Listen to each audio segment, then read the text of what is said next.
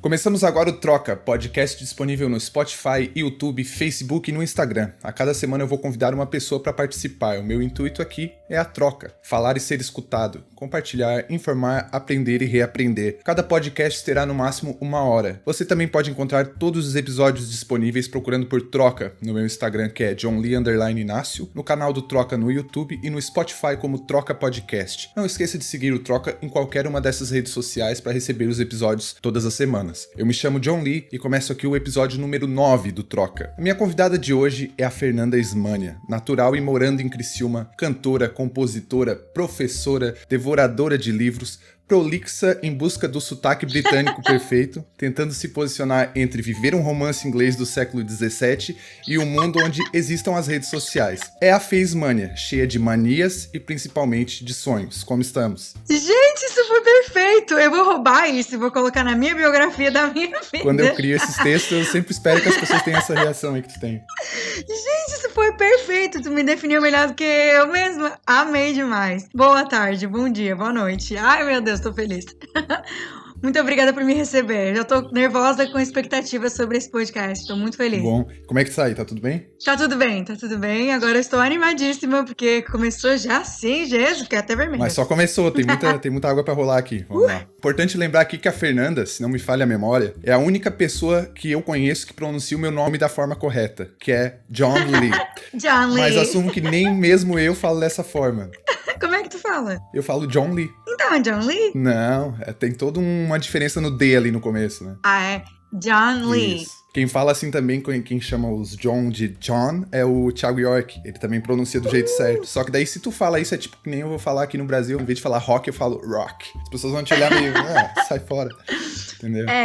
Eu falo rock quando eu falo aqui. É tipo iPhone. Fala iPhone, eu falo iPhone. Sim. É que tem esse lance de não querer parecer meio chato. E eu já, como pronuncio meu nome de tudo que é forma errada e falam cada coisa absurda, eu já tô bem contente com o John Lee, entendeu? Já me chamar de Bruce Lee, de Shaolin, Nossa. de tudo que tu imaginar. Mas sabe o que é engraçado? Que isso é muita coisa do Brasil, porque se tu para pra pegar os países que falam espanhol, todos eles pronunciam as palavras em inglês.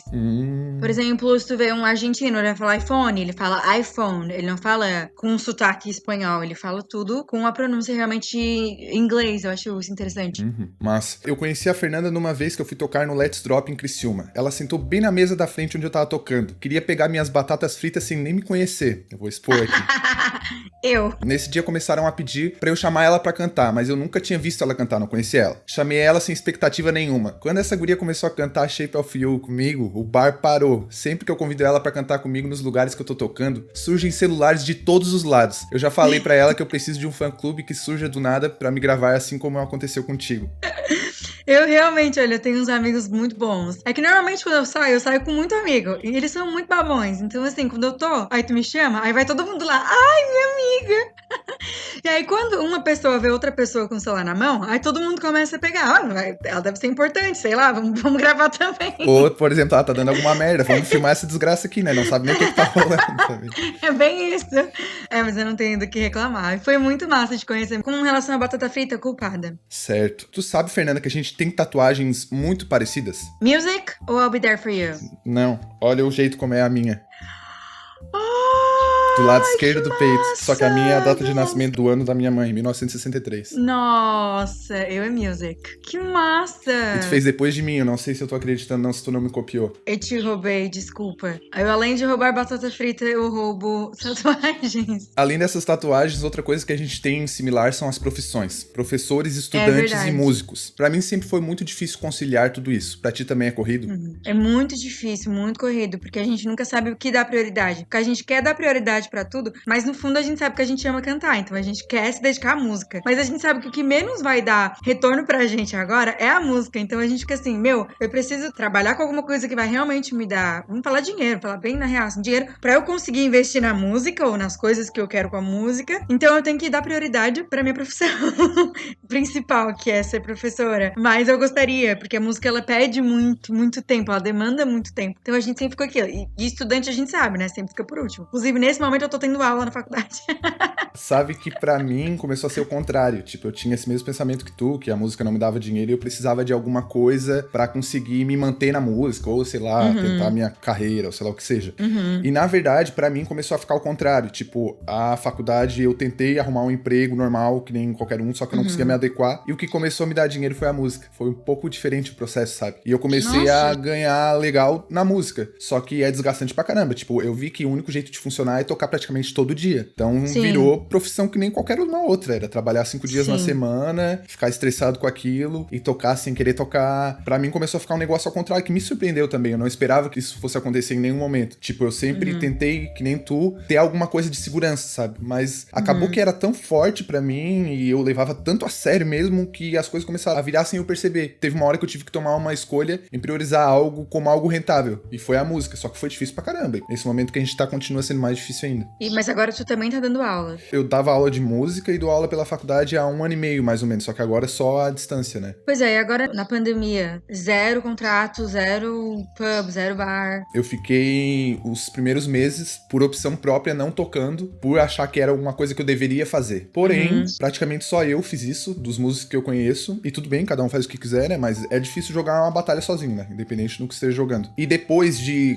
6 meses, eu fiz o meu primeiro evento pra 16 pessoas, um evento fechado, depois de 6 meses sem tocar em lugar nenhum. E a parte financeira, não tem nem o que falar, né? Tem alguns lugares que ainda estão tendo música, mas é bem restrito, assim. E eu tô praticamente 99% do tempo só em casa. E quando eu toquei nesse evento que eu fiz, eu ainda usei máscara cantando. Sério? Tem umas N95, aquelas máscaras azul, que ela tem um filtro, que ela é mais tranquilo de cantar com ela. Mas eu usei a máscara porque eu quis. Eu não quis, se eu quisesse, eu não precisava usar. Quando eu canto alguma coisa de rap e tal, ela dá um pouco de falta de ar, assim. É um pouco pior do que outras músicas. Mas, pra mim, não há outra hipótese a não ser usar a máscara pra cantar num ambiente onde tem 16 pessoas sem máscara. Eu cantar sem máscara, não tem como. Sim, eu não tô cantando também nesse... Eu já tinha, na verdade, esse plano desse ano não cantar. Veio até que encontrou a minha ideia de não cantar esse ano, assim, em pub, em eventos, assim. E veio a pandemia, né? Mas eu já não ia cantar. Mas eu penso, eu cantando de máscara, eu tenho muita rinite. Não ia dar certo. Eu, fazendo atividade física, eu faço ainda, faço pilates. Eu morro, porque aquela máscara fica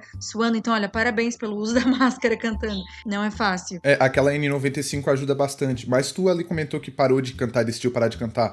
Foi uma questão pela tua voz, pelo que tu tava com as fendas ali nas cordas vocais, ou foi por outro motivo? Foram alguns motivos, na verdade, mas todos eles se encaixaram. O primeiro motivo foi, sem dúvidas, porque no passado eu tava fazendo bastante evento, né? Eu tava de quinta a sábado, pra mim é muita coisa, mas pra ti, tu faz de segunda a segunda, né? Mas pra mim já era muito. Eu era quarta a domingo, mas cansava bastante. Sim, porque eu dava aula da manhã, faculdade à tarde, dava aula à noite, e depois eu indo pros eventos, pra mim era muito cansativo. Aí eu descobri que eu tava com calo nas pregas vocais. E eu tava com calo pelo uso em excesso da voz, né? Então, de dar aula e de cantar, e ainda de cantar despreparada, né? Porque eu nunca fui de aquecer a voz, eu nunca fui de falar no meu tom natural, treinar e tal. Muito errado da minha parte. E também por estratégia musical, porque eu pensei, tá, eu tô agora sem voz, sem ânimo, porque não adianta quando tu tá com algum quadro de saúde, porque querendo ou não, isso afeta muito a saúde, porque a rinite e o calo, eles se batem muito, então fica tudo ruim aqui pra cima, tu não se sente bem, é mal-estar. Então, além de eu estar com esse quadro, eu ficava desanimada, porque eu tava assim, eu não conseguia mais cantar, eu não conseguia mais falar. Dar aula, doía. Dar entrevista, doía. Cantar em casa, não tinha nem como. Então, eu pensei, poxa, eu tô desanimada, eu tô sem voz, e eu não tô conseguindo me dedicar a nada do que eu quero fazer, então eu vou dar uma parada, eu vou parar, vou refletir em 2020, vou ver pra onde é que vai me levar, eu quero reencontrar aquela vontade de cantar em casa, quero reencontrar meu amor por cantar, e quero dar um 10 pra minha voz. Eu preciso que a minha voz volte a ser o que ela era. Então, eu parei tudo por causa disso, e aí veio a pandemia, então eu consegui realmente bastante tempo refletir. Sim, eu tinha planejado por, sei lá, 1 mês, talvez, ou um pouco menos, parar de cantar um pouco porque eu tava com a voz muito cansada. Tu também faz muita nebulização, né? Eu fazia, pelo menos. Faço. Eu comecei a ficar dependente da nebulização. Eu comprei um nebulizador portátil igual tu tem, e ia fazendo, toda vez que ia tocar, ia fazendo na volta, e voltava fazendo. Parei de beber gelado. Quando eu ia conversar com as pessoas, eu falava bem baixinho, porque eu tava assim, num estado... A minha extensão vocal já não é muito alta, então quando a gente vai cantar na noite, tem que dar uma forçadinha um pouco pro pessoal escutar o que tu tá falando, né? Cantando. Claro. E começou a me desgastar muito, comecei a ficar sem voz direto. Tanto hoje, agora que eu parei de cantar assim direto, como eu cantava, eu tô com a voz ainda um pouco desgastada daquela época. Eu vou começar a cantar, minha voz já começa a ficar um pouquinho rouca e tal, depois de uma hora, assim. E é bem complicado essa parte da voz. Muito complicado, porque a gente não quer fazer por 6 meses, um ano. A gente quer pra vida inteira poder cantar. E quando a gente percebe que talvez se a gente fizer errado, vai desgastar ao ponto de a gente não conseguir fazer aquilo que a gente ama, é uma red flag, é uma bandeira vermelha muito grande. Para, não, pera, o que eu tô fazendo de errado? Então não vale a pena se acabar, literalmente, né? Eu cheguei ao ponto de não conseguir falar de verdade. Eu falava, não consigo falar. Fiquei assim também. É horrível isso, né? Certo. O teu pai é cantor e acredito que ele teve muita influência pra despertar o teu interesse pela música. Tu sempre teve apoio familiar pra seguir buscando o sonho de fazer sucesso com a música? Sempre tive. O meu pai, ele tocava em pub também, em bar, quando ele era mais novo. Ele sempre tocou muito country americano. John Denver. Ele também tocava muitos Beatles, não é country americano, mas ele também tocava muito Beatles, só que sempre naquela maneira mais folk, assim. Mais Bob Dylan. Ele também amava o Bob Dylan, o Johnny Cash. Também amava um samba, né? Vou falar, meu pai amava um samba. Ele parou de tocar quando eu cresci, porque daí ele também é professor, então ele parou, assim, ele deu atenção mais pro lado ter que cuidar da família financeiramente. Então ele parou de tocar e começou a dar mais aula, mas o violão tava sempre ali. E de vez em quando ele pegava, e eu olhava pro violão, ele olhava pra mim. E aí lá com uns 12 anos eu comecei a pegar o violão e brincar. Minha irmã também começou a cantar em coral muito cedo. A família toda é musical. E eles sempre te apoiaram nesse teu sonho? Sempre, sempre, sempre, sempre. Falaram, vai, Fê, vai mesmo, canta. Iam quando eu cantava em pub, no começo, ia compartilhar coisa nas redes sociais, ia falar, vai mesmo. Isso é muito bom. A palavra de afirmação pra mim é tudo, né? Muito mais do que outras ações, mas pra mim isso foi tudo. Ter o apoio deles, muito importante. Como que tu começou na música e qual foi a tua trajetória até agora? Uma loucura, porque na verdade eu comecei cantando Taylor Swift em casa, né? Ali com uns 12, 13 anos que eu peguei o violão, fui tentar aprender a cantar, porque eu não cantava, eu cantava muito mal. E a minha irmã cantava super bem. E aí eu fiquei tipo, eu queria cantar também, porque eu gostava de cantar. Eu cantava Sandy Junior, Taylor Swift, pegava o violão, blá blá blá. Até que a minha irmã começou a cantar muito na igreja, na luterana que a gente ia. Na verdade que a gente vai, né? Mas agora na pandemia a gente não vai. E aí a minha irmã começou a cantar na igreja. Eu pensei, talvez, só que eu não canto bem. E aí, depois de uns anos, eu comecei a cantar na igreja. Aquilo ali me ajudou muito a aprender a cantar com microfone. Foi a primeira vez que eu vi microfone na minha vida, foi na igreja. A ouvir retorno, que eu também nem sabia o que era retorno. Então, ali foi uma escola, realmente, sabe? Pra eu aprender o que é cantar profissionalmente, mesmo não sendo uma profissional. É cantar com banda também. Foi a primeira experiência, foi tudo na igreja, várias experiências cantando na igreja. Em eventos grandes também, cantando pra público. A igreja me preparou, assim, pra cantar pra fora, né? E aí, meus amigos começaram a casar. Todo mundo começou a casar, brotou gente casando de tudo que é lado. E aí eles me convidavam, Fê, canta no meu casamento. Eu falei, vou lá, cantei. Comecei a cantar em 10, 15 casamentos por ano, até que me falaram, Fê, tu devia cantar e cobrar. Começar a fazer isso uma profissão. E paralelamente a isso, eu já começava a colocar músicas no YouTube, no Instagram. Então começou a unir as coisas. E aí um dia eu sentei com a Raquel, que era engraçado, porque a Raquel, que toca comigo até hoje, ela sempre era convidada pra tocar também nos casamentos, porque a gente tinha amigos em comum. Então ela sempre brotava lá e eu brotava. Então a gente se olhou de volta, a gente tá tocando em tanto casamento juntas, quem sabe a gente não vira uma dupla, assim, né? Uma banda? Aí a gente falou, então tá, vamos. E aí a gente começou a fazer um projeto juntas. E aí depois foi pra pub, saímos de casamento, e aí depois de sair de casamento e de pub, a gente começou a focar na música autoral. E que é o que a gente tá fazendo hoje, na verdade, levando o meu nome, né? Porque a Raquel, ela gosta dessa coisa de banda, né? Então ela meio que tá ali me ajudando com arranjo, com banda e tal. E leva o nome Face Mania, mas é um projeto nosso, assim. Massa. Tu, assim como o Thiago York, tem mais facilidade pra compor em inglês do que em português. Ele, ao decorrer da carreira, ele migrou do inglês pro português. Tu pretende seguir essa mesma linha? Sem dúvida. Eu tô, inclusive, nessa migração agora. Meu primeiro EP, ele foi em inglês e ele foi realmente uma tentativa, porque eu queria colocar as músicas que eu gosto de compor pro mundo. Eu queria ter isso. Sem ter gravadora me enchendo o saco, sem ter gente me dizendo, mas você não pode, blá, blá, blá. Sem ter aquela coisa de ter números, sabe? Eu não queria aquela pressão de ter números e blá, blá, blá. Então eu lancei o que eu queria. Aí, desde o ano passado, eu tenho composto só em português, pra tentar, porque a gente sabe, né? Tu também é compositor. Compor é só treino, né? É treino no exercício. Então, eu tenho composto só em português agora, desde o ano passado. E esse ano eu vou lançar algumas coisas em português e começar a fazer um caminho em português mesmo. Tu criou uma espécie de quadro que é transformando a sua história em música. Como é que funciona isso aí? Isso. Eu pedi pro povo me mandar histórias deles, assim, não precisa ser grandes coisas, não precisa ser um milagre aconteceu na minha vida. Não, coisas corriqueiras, mas que fizeram parte da vida das pessoas. Pedi pra elas me mandarem por e-mail uma história e eu ia transformar em música. Eu admito que foi um pouquinho, assim, uma estratégia pra eu começar a compor em português. Porque como eu tinha vergonha, não sei se é vergonha, despreparo, inexperiência em compor em português. Mas é que tu se esconde um pouquinho no inglês, né? Tipo, dá pra Total. perceber isso. Tipo, a gente canta, sei lá, no Brasil, não sei a porcentagem, mas sei lá, tu tá cantando pra 10 pessoas, talvez 2, 3 no máximo vão saber o que tu tá cantando. Então tu tem aquela sensação de tá falando alguma coisa num código onde as pessoas não vão entender e aí tu não vai ficar com vergonha, né? Exatamente. É um diário, né? Que quando a gente canta em português, a gente tá abrindo. É o diário assim, jogando. Porque todo mundo, no fim das contas, vai surgir teorias na cabeça. Ah, tá escrevendo pra tal pessoa. Ah, fez pra isso. Ou até achando, fez pra mim, meu Deus, fiquei ofendido. E na verdade, o inglês, ele te possibilita isso, né? Ter o diário que ninguém vai ver, ou poucas pessoas vão entender. Mas aí esse Transformando Sua História em Música foi bom porque eu tinha duas coisas. Uma, não tinha expectativa das pessoas.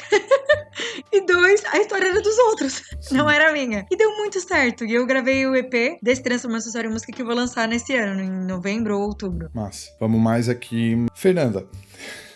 Medo. Vamos lá. Qual é a responsabilidade de ser uma presidente de um fã-clube? O que uma presidente tem que fazer?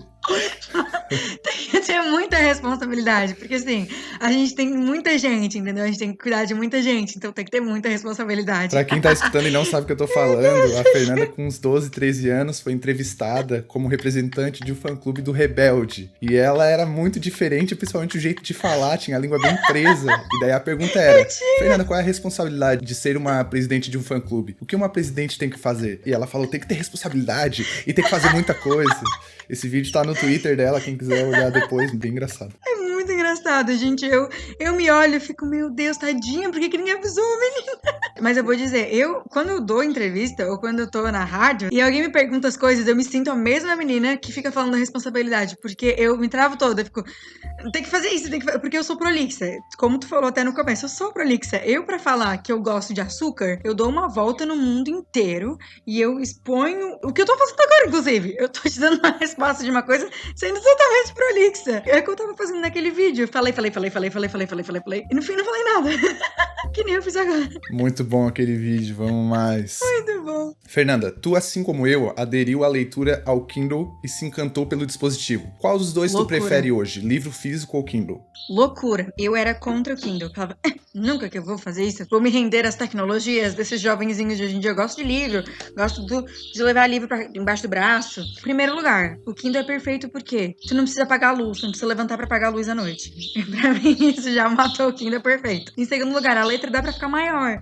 E eu tô com muita falta de vista ultimamente. Eu tenho que, inclusive, hoje, ir no oftalmologista. E dá dor de cabeça pra mim. Porque os livros, eles não sempre vêm com a mesma fonte, né? Vem, às vezes, bem pequenininho. Às vezes, eu tava lendo Game médio. of Thrones e era uma página gigante com a letrinha bem pequenininha e me incomodava muito. Eu lembro que quando uma das primeiras comparações que eu fiz quando eu comprei o Kindle foi pegar o mesmo livro e ver a diferença. Nossa, era muito mais confortável de ler pelo tamanho da fonte. Né? É, muito, né? Isso faz muita diferença. E não adianta levar o Kindle, ele é muito portátil. Levar ele pra ir no parque, levar ele pra espera no médico, pra ir no mercado, sei lá, é muito mais fácil. E tu parece bem menos louco do que levando um livro. Sim. Eu tenho na memória do meu 1.300 livros. Imagina, carregar, sei lá, que seja 1% disso já seria bastante coisa. É, não dá.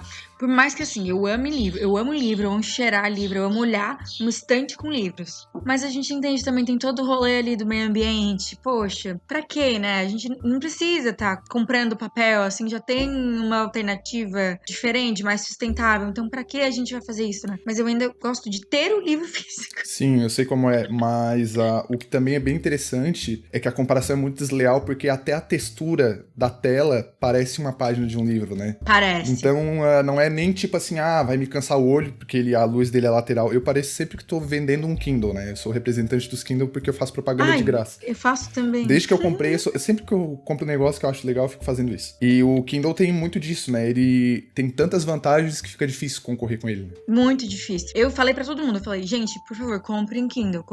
Mas as pessoas ainda têm resistência. Sim. Massa. Fernanda, como foi a sensação de ter conseguido atingir 100 mil views no Spotify? Cara, foi uma loucura. música. Porque, sinceramente, assim, quem alcança números grandiosos no Spotify, normalmente são cantores já bem-sucedidos, já que promovem as coisas e tudo mais, ou que tem uma fanbase legal, né? E eu sei que eu consegui atingir os 100k pelo acaso, porque eu consegui com que as minhas músicas fossem colocadas em algumas playlists. Não fui eu não fiz nada. Simplesmente de uma semana pra outra eu tinha 5 mil, que era o que o povo daqui realmente estava ouvindo, uma base ali de 5 mil pessoas ouvindo. Na outra semana tava 70 mil. Eu fiquei tipo, da onde que surgiram essas pessoas? Do nada surgiu. Aí eu fiquei, gente do céu, eu comecei a ver que algumas pessoas foram adicionando as playlists, e eram playlists grandes já. Então, fez com que todo o álbum fosse um pouquinho mais visualizado por causa disso. Então, eu consegui chegar aos 100k. Eu fiquei muito feliz, assim, eu fiquei emocionadíssima, eu chorei que nem um bebê. Porque a gente quer isso, a gente quer reconhecimento, a gente quer que a nossa palavra seja ouvida, a gente quer que a nossa música seja escutada. E ver que 100 mil pessoas ouviram, agora 105 mil pessoas,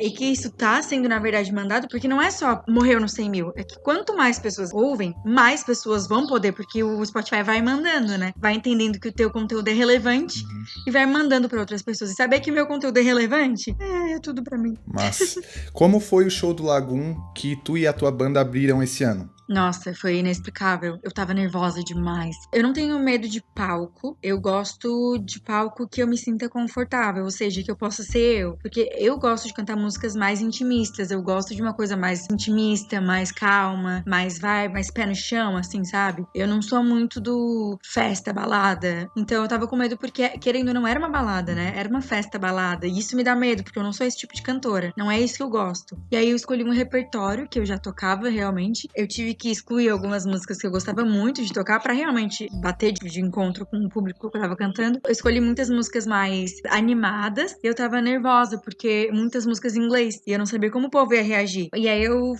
comecei da primeira música, o povo já cantando junto, e o povo cantou muito mais as músicas em inglês do que as músicas em português. Eu fiquei chocada. Todo mundo cantando, batendo palma. Foi um sonho. Foi incrível. Que massa, massa Foi mesmo. muito massa. Na tua música chamada Midnight Calls, tem um trecho que diz: My self-love is fading. Uma tradução literal significa: meu amor próprio está sumindo. Daquela época para cá, tu conseguiu redesenhar esse amor próprio? Acredito que sim, com terapia, com bastante terapia, com bastante ressignificação, e eu odeio essa palavra, mas é verdade, tentando ressignificar muitas coisas. Eu tô em busca, eu acho que isso é muito difícil. Eu acho que pessoas que têm problema com autoestima, elas vão sempre ter esse problema. Elas vão sempre poder chegar num nível ok, mas eu não acredito que a pessoa consiga estar aqui, entendeu? Ela vai estar sempre aqui pra cá, pra aqui pra cá. O ruim é deixar aqui. É uma visão que eu tenho. Tu vai estar sempre lutando pra estar no meio, mas nunca tu vai conseguir se manter. Não, claro, tem picos, né? A gente sempre vai ter picos. Entendi. Não sei se tu concorda comigo. Eu não sei dizer se eu concordo, eu sei dizer que eu te entendo. Porque é difícil, porque cada pessoa tem uma experiência. Isso talvez possa ser uma realidade tua, pode ser alguma Sim. coisa que funciona pra ti. Eu não consigo dizer se eu concordo porque talvez pra outras pessoas seja diferente, e pra mim eu não cheguei a pensar por esse lado. É uma coisa complicada, eu teria que pensar mais a fundo pra te responder isso. Entendeu? Mas, em comparação a 2 anos atrás e hoje, eu tô show. É isso que eu acho que é o mais importante, né? É. Certo. Uma coisa que eu já vi tu falar várias vezes foi o episódio em que tu foi menosprezada por um vendedor de uma loja musical. Tu pode contar essa história pra gente? Nossa, mas eu fiquei muito brava. Isso foi ano passado. Eu fui muito brava. Eu queria comprar um capotraste. Eu cheguei na loja e falei: oi, tudo bem? Queria um capotraste. Aí ele olhou pra mim e falou: é pro teu namorado ou pro teu irmão? Daí eu falei: é pra mim? E ele olhou pra mim: duvido que tu toca. Eu falei: tá, mas eu toco? Dele: sei. Tá, então vamos ver capotraste pro teu irmão. Aí eu olhei pra cara dele e falei: não, mas é pra mim. Dele: então mostra um vídeo. Aí eu falei: não, tá, não vou querer o capotraste, obrigada. Eu virei e saí e ele não falou nada. Mas tu sabe que eu posso estar errado, mas ele fez isso numa tentativa, pra dizer no mínimo frustrada, pra tentar interagir contigo de forma dando em cima de ti, né? Tu consegue perceber isso, né? Eu não sei. Depois de um tempo eu parei pra pensar, bom, talvez ele estivesse dando em cima de mim. Mas eu acho que é o pior jeito do mundo pra se dar em cima de alguém foi também, né? Péssimo, foi péssimo. Além do que ele tava trabalhando, né? Mas assim, eu acho que só pelo fato de tu chegar num lugar e tu já entender que uma coisa é masculina. Sim. Porque ele podia dar em cima de mim, mas se ele tivesse, por exemplo, numa loja de lingerie. Mas é que tá, eu acho que já tá errado já desde o começo. Ele nunca poderia ter dado em cima de ti. Ele tá trabalhando. Poderia ser o caso que fosse. Ele já não poderia. Já começa aí o erro pra mim. Mas se ele tivesse numa loja de lingerie vendendo lingerie, eu chegasse e falasse, eu queria uma lingerie. Ele olhasse pra mim e falasse, é pra tua irmã? Ele não ia falar, é pro teu irmão. Ele ia falar, é pra tua irmã? Então Então, segmenta muito. Ele podia falar pra mim, é pra tua irmã? Capo. Ah, duvido que tu toca, deixa eu ver a tua irmã. Não, mas é teu irmão ou teu namorado, porque é coisa de homem. Sim. E a gente, na indústria, mesmo que não tão na indústria, eu percebo muito disso. Eu fui numa entrevista um tempo atrás e o locutor, tava eu e uma outra pessoa, e ele começou a me chamar de Linda. A Linda fez Mania, e o talentoso, que era o outro cantor que tava junto. E ele olhava pro cantor e falava, tu é muito talentoso. E aqui do lado temos uma menina muito linda. Eu fiquei muito sem jeito, fiquei muito constrangida, fiquei muito triste. Fiquei irritadíssima, na verdade. Porque é machismo puro. E muita gente não percebe isso. Ele era mais velho, tudo bem, eu sei que ele não fez na maldade, mas a gente vê como aquilo já tá imposto na sociedade, né? Ele não percebeu, ou percebeu, que ele tava chamando o outro de talentoso pelo mérito do talento, e eu não sou Miss Brasil. Eu não tava ali por causa da minha beleza, eu tava ali por causa do meu talento. A gente tem que aturar, né, algumas coisas na vida.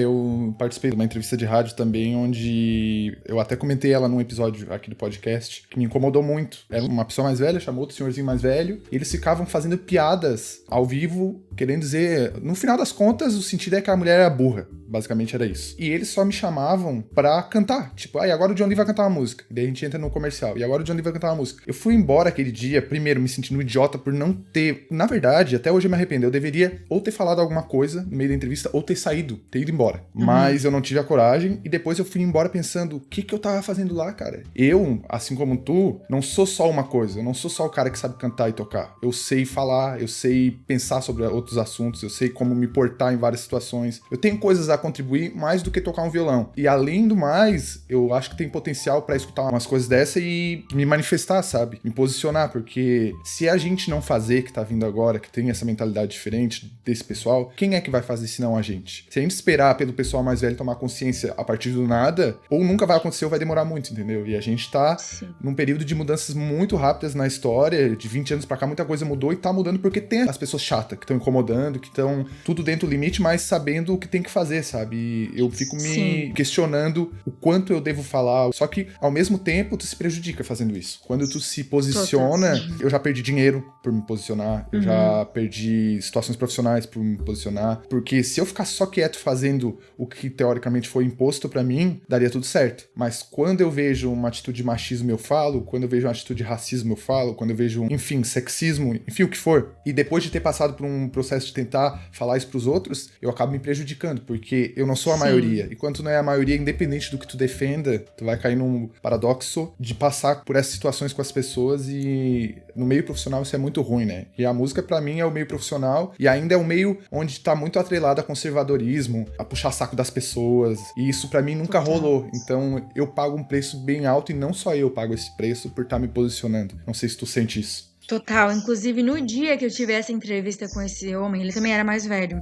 Eu me encontrei com a pessoa que tava comigo, com outro entrevistado. Eu olhei pra ele e falei, eu devia ter falado alguma coisa, né? Eu devia ter falado, sabe por que tu tá me chamando de linda e chamando ele de talentoso? Eu sou cantora, não sou miss? A minha vontade era falar, mas aí a gente vem com aquela coisa na cabeça, pô, faltar respeito com o cara, mesmo que ele esteja faltando ao respeito comigo, mas assim, a gente ainda tem aquela coisa na cabeça, poxa, mas ele foi ensinado assim, como é que eu vou mudar a cabeça de uma pessoa? Enfim, eu acho que o que eu posso fazer hoje é não ir mais a entrevistas com essa pessoa. E não vou, não quero. Mas eu vou ter outras situações dessa. E eu tenho muito esse pensamento, falo ou não falo? Tem uma frase que diz, as pessoas se sentem desrespeitadas quando tu não deixa elas te desrespeitar. Nossa, perfeita frase. E assim, Nossa. Fernanda, tipo assim, beleza, eu concordo contigo que é um ato até de preservação, de não querer brigar com alguém, de preservar a tua imagem, mas é importante a gente lembrar que se tu falasse alguma coisa, talvez esse mesmo cara não falaria pra outra na próxima. Exato. Só que tu não vai ganhar nada com isso, diretamente. Tu não vai ser recompensada por isso, provavelmente tu vai ser prejudicada. Mas alguém lá na frente pode deixar de passar por uma situação como tu passou. Eu penso nisso, sabe?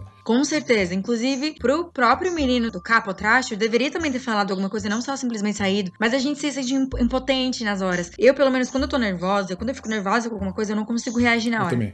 Eu travo, eu preciso sair, eu preciso respirar, porque eu não sei o que fazer na hora, eu não consigo. Porque é uma raiva que dá, que eu fico assim, eu acho que eu vou pular no pescoço dessa pessoa. Então eu preciso de um tempo pra reagir. Aquela coisa do banho, né? De tu brigou com alguém, aí tu tá no banho à noite, puxa, devia ter dado essa resposta na pessoa. Complicado. É complicado. Vamos mais aqui. As pessoas falam tanto que tu parece com a Sasha que a própria Sasha acabou te bloqueando de tanto que os teus amigos te marcavam nas fotos dela. Será que vai ter um dia que a Sasha vai escutar? Nossa, tu parece tanto a Fernandes Mania. Meu sonho! Mas eu tenho uma amiga em comum com a Sasha. Eu tenho algumas amigas em comum com a Sasha. E esses tempos, foi em janeiro. Uma dessas minhas amigas disse que foi jantar com a Sasha. E falou assim, nossa, tu é muito parecida com uma amiga minha. E aí ela olhou pra essa minha amiga e falou assim, quem? Bem com essa cara. Aí ela, a Fez Mania. Ela disse que a Sasha revirou o olho. Ah, ela. Ela e ficou brava, ficou assim meio de cara fechada. Então eu acho que já falaram isso pra ela. Ah, já tá chegando, já tá acontecendo, o sonho já tá virando realidade já. Já tô quase lá. Mas tu não acha que ela talvez tenha sido um pouco prepotente com a atitude que ela poderia ter tido em relação a ti? Tipo, é legal, é parecida. Não. E simplesmente ela não esboçou nenhuma reação e ela tudo te bloqueou. Não é meio palha isso? Eu achei muito estranho. Eu achei tão estranho que se um dia eu acabar estando no mesmo lugar que ela, eu vou ficar sem jeito. Assim, pô, não vou nem falar, vai deve odiar ser parecida com alguém. Ou ela me acha feia. Ah, não, que eu tô me comparando com essa menina feia. Não, pode ser também. Assim, ó, as pessoas estão te comparando com alguém que aparentemente é uma pessoa bonita, né? Eu percebo que não sou uma pessoa bonita quando as pessoas dizem, tu parece fulano de tal. E daí eu olho pra pessoa e digo, puto, cara, não é bonito. Eu fico, que merda. É ruim. Às vezes ela pode pensar isso, né? Vamos ver. Mas assim, a madrasta dela já me seguiu no Insta, já curtia minhas coisas. O pai dela, o Luciano Zafir, também me segue ainda, eu acho, me seguia no Insta.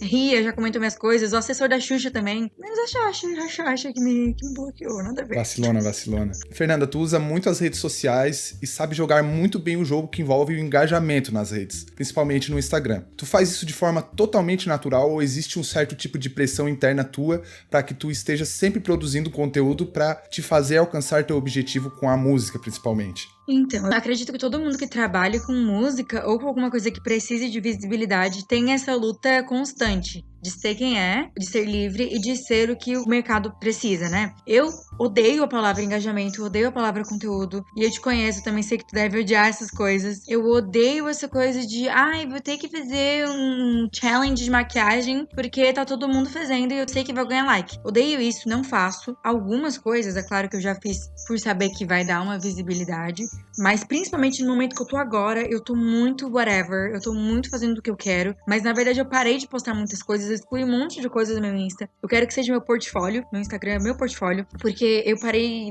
pra pensar, eu não quero mais ser uma pessoa que é só da internet. Eu quero que quando eu saia da internet, se tivesse uma pane da internet hoje, não tem mais celular, não tem mais internet, quem é a Fez Mania? Ela tem conteúdo realmente? Ela é uma cantora? As pessoas conhecem o nome dela por ela ser? Claro, a internet ela é boa pra te ajudar, não tenho dúvidas, mas ela não é tudo. E a gente precisa, não só a cantor, mas quem foca tanto nas mídias sociais tem que entender. Mídia social é legal, mas não é tudo. A gente precisa ser alguma coisa fora das redes sociais. Eu penso muito nisso, desse jeito que tu tá falando, porque eu não tenho a habilidade que tu tem, e talvez outras coisas que tu não tenha, pra conseguir esse engajamento. Nunca consegui, talvez nunca vá conseguir. Mas, aí entra um ponto interessante. Eu priorizo muito a vida real. Aquele negócio meio artesanal, orgânico, de chegar em cada pessoa, de conversar, de tá tocando o máximo que eu puder, para as pessoas me verem. Tipo, eu noto que as pessoas não me seguem, mas muita gente já escutou o nome John Lee. Eu já te vi tocando em tal lugar e tal. As pessoas vêm conversar comigo quando eu termino de tocar. Se deixar, eu fico conversando meia hora. Porque é aí que eu acho a importância, sabe? Eu não tenho uma conversa muito profunda no WhatsApp, por exemplo, porque muitas vezes eu tô conversando com a pessoa pessoalmente. Agora não por causa da pandemia, mas antes, por mim, eu ficava 2 horas falando com a pessoa na vida real e não conversava com ela pelo WhatsApp. As lembranças fortes que eu tenho, eu falei isso até esses dias, elas são da época onde não existia o smartphone. As lembranças mais com vigor, assim, que eu tenho, sabe? E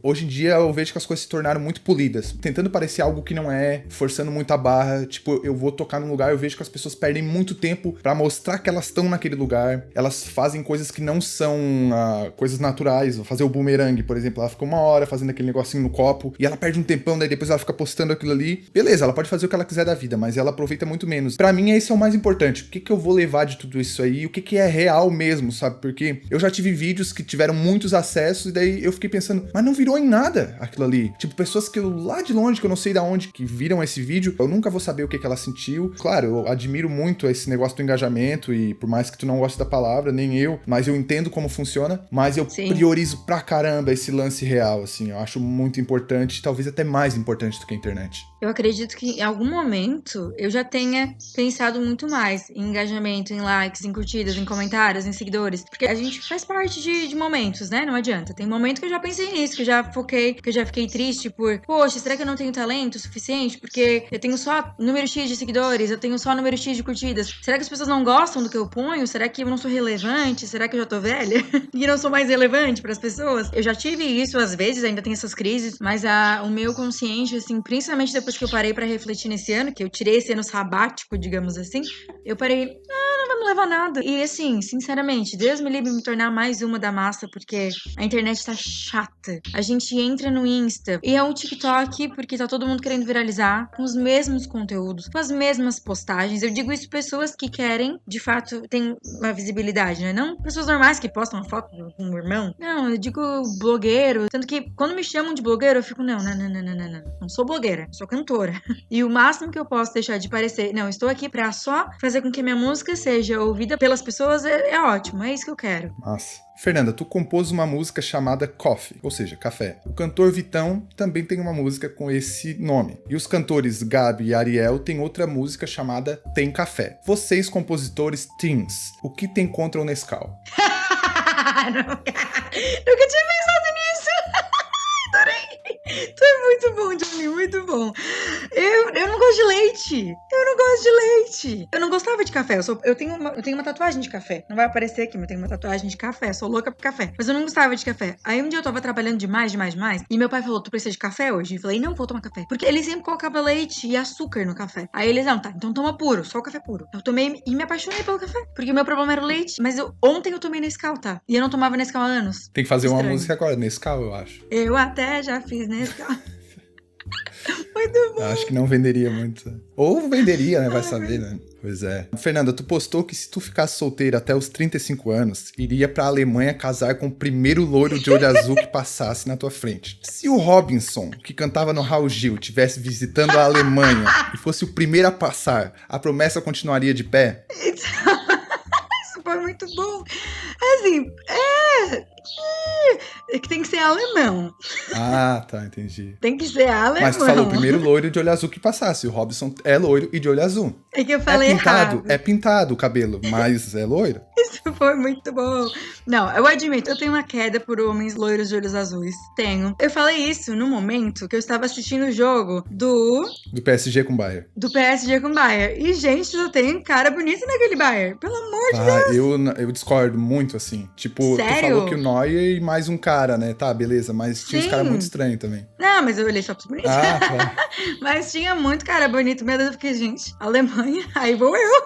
Mas é até os 35 anos, tá? Mas calma. Beleza. Até chegar lá, eu acredito que eu consigo. Tomara. Aqui entramos na rodada de perguntas rápidas. O que quase ninguém sabe sobre Fernanda Ismânia? Eu sou uma pessoa instável emocionalmente. Fernanda, série favorita? Gilmore Girls. Filme estrangeiro favorito? Emily não sei falar o nome dela. Já me responderam esse filme aqui, a Josi, psicóloga, respondeu que é Polan, eu acho que se fala, uma coisa assim. Emily Polan, é isso mesmo. Eu também não sabia como se pronunciava. Emily Polan. Filme nacional favorito?